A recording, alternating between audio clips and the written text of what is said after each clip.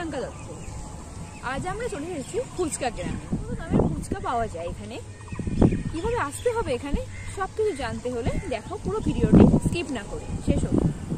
এখানে আসতে হলে শিয়ালদা লাইনে যে কোনো ট্রেন ধরে চলে আসতে হবে কাঁচরাপাড়া। যদি অনেক দূর থেকে আসেন আর খিদেও পেয়ে যায় তবে স্টেশনে নেমেই খেয়ে নিতে পার। চপ সেন্টার থেকে চপ আর মামা ভাগনা থেকে ডাল পুরি পরোটা আপনার পছন্দ মতো। আমরা চপ খেয়েই বাইরে বেরিয়েই অটো স্ট্যান্ড দেখতে পেলাম।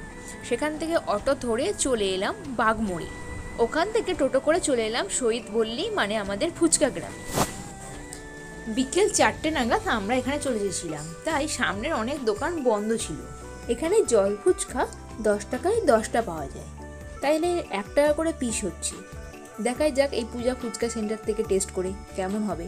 এছাড়াও এখানে বিভিন্ন রকমের ফুচকা পাওয়া যায়। হেটকি ফুচকা, চিংড়ি ফুচকা, লোটে মাছ ফুচকা, চিকেন ফুচকা, চিজ ফুচকা। জল ফুচকার জন্য দিদি আলু মাখছে, আর এই হলো টক জল। এর পাশেই কোন ফুচকা কত দাম লেখা রয়েছে সেই লিস্টটা তোমাদের একটু দেখিয়ে দিই। মটন ফুচকা 60 টাকা, ভেটকি ফুচকা 50 টাকা, চিংড়ি ফুচকা, চিকেন ফুচকা হচ্ছে 40 টাকা করে, আইসক্রিম ফুচকায় 50 টাকা, চকলেট, ম্যাঙ্গো, বাটারস্কচ, জেলি, নবদ্বীপের মিষ্টি দইয়ের ফুচকা, চিজ ফুচকা, এইগুলো সব 40 টাকা করে। শীতকালে রাজপুরি নামক একটি বড় ফুচকা পাওয়া যায়, যার এক পিসের দাম হচ্ছে 30 টাকা। আমি প্রথমে চিজ ফুচকা টেস্ট করে দেখলাম, বেশ ভালোই লেগেছে আমার।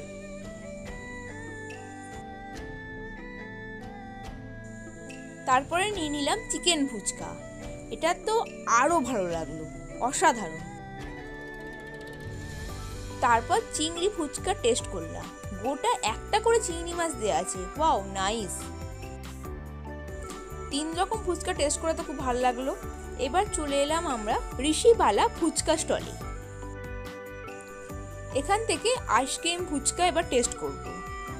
এখানে প্রত্যেকটা ফুচকার প্লেটই খেতে অসাধারণ, কারণ প্রথমেই ফুচকার মধ্যে আলু, কাজু, কিশমিশ সমস্ত দেওয়া হচ্ছে। তারপর আপনি যেরকম চাইবেন সেই রকম মেটেরিয়ালসও দেওয়া হবে। আমি তো এই ফুচকা গ্রামে এসে পেট ভরে ফুচকা খেয়েছি, আর মনে হচ্ছে বাড়ি গিয়ে কিছু খেতে হবে না। আমার খুব খুব খুব ভালো লেগেছে, আশা করি আপনাদেরও খুব ভালো লাগবে। তাই অবশ্যই এসে একবার এখানকার ফুচকা টেস্ট করে যাবেন।